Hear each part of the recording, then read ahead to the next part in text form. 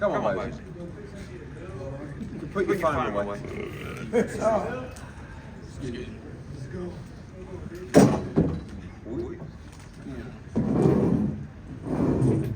Well, everyone, thanks for joining us for the post-fight press conference. I am still mesmerised by what I saw in there tonight. Just one of the greatest performances from, in my opinion, well now, without question, a pound-for-pound great fighter. Now the WBA, IBF and Ring Magazine welterweight world champion, and to do that against a great champion like Stanionis was exactly the kind of performance we knew would come.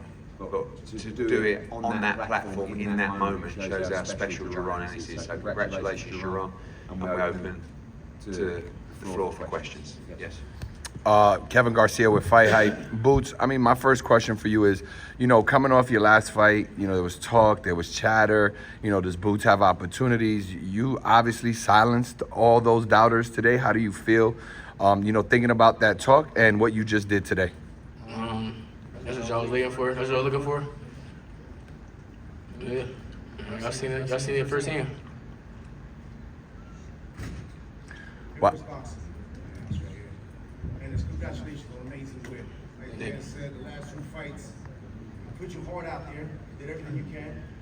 This fight, we seen you, a whole different man. A lot of body shots. We spoke the last fight, there was not too many body shots.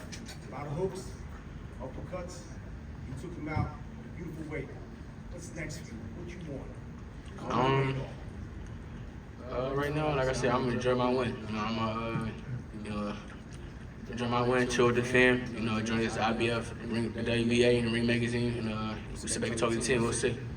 You showed off a lot of talent with your defense tonight, but it also seemed like you had like a lot of fun tonight. That was something that you really wanted to do. And show out your fun side along with the defense and along with the offense. For sure, you know, that's like I said before. I don't want to sound repetitive, but when I fight top of the line guys, good guys, you know, that's what you're gonna see. You're gonna see a whole different me. You know, when I'm in the ring, I'm in my happy place. So, you know, when I got a top guy and I'm fighting for something, it's a whole different story. You know, can't nobody mess with me. Boots, how's it feel to win the title here in Atlantic City, especially the crowd support you got here from the Philadelphia fans? I feel great. You know, iconic place. You know. Yeah, it's a blessing to be able to, you know, fight here at Boardwalk Hall. And Eddie, Did he look like he was staring at you when he was going back to the corner, when you both were going back to the corner? Mm-hmm. Based on that, were you surprised that the fight was stopped at that point, or did you think you had enough? No, I was just rubbing my edge. I was just picking it up, and I knew he was going to go, you know, the way from like the second round, from certain things he was doing. I'm like, I've been really wanted to pick it up, but my papa was like, my dad and my team, he like, not yet.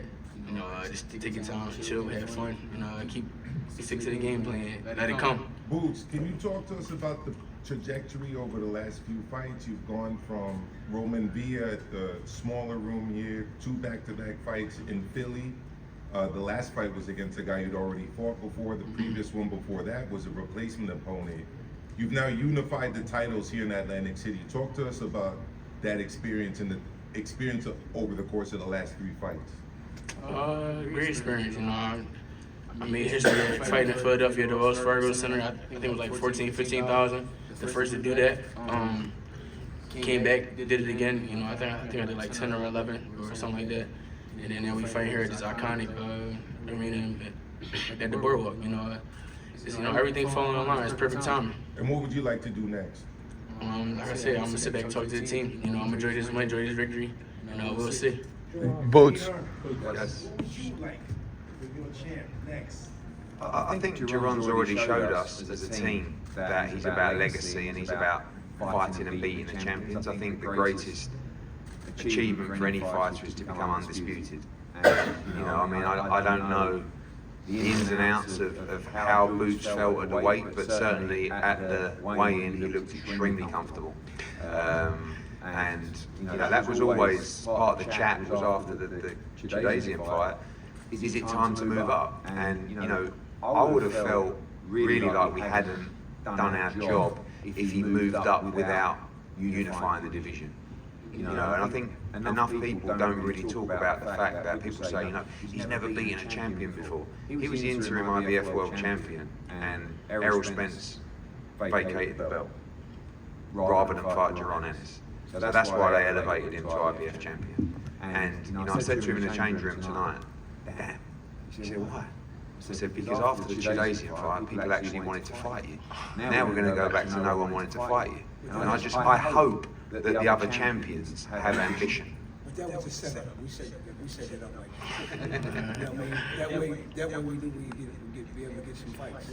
Eddie, What you just said, how much more expensive do you expect it to become to get those guys in the ring now? Well, it's expensive because his money goes up. You know, that's the reality. You know. I don't know. I took a pay cut for Yeah. this fight too. Boots I took less money for this fight. gave Stanionis money to get him in the ring.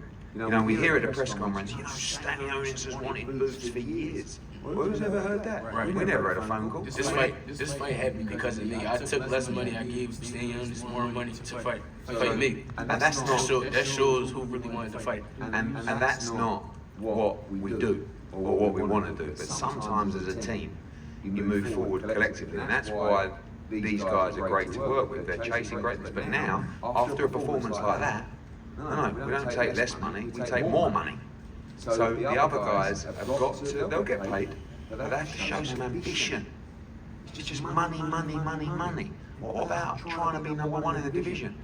Guys like Brian Norman, these guys, with all due respect to Brian Norman, just boxed for about $150,000 on an undercard of Michaela Meyer against Sandy Ryan at the Fontainebleau in Las Vegas. We can, if we go back to the Wells Fargo now, to unify again, he will fill the whole place. 18, 19,000, unquestionably. So there's money in the pot, but you've got to show ambition as well.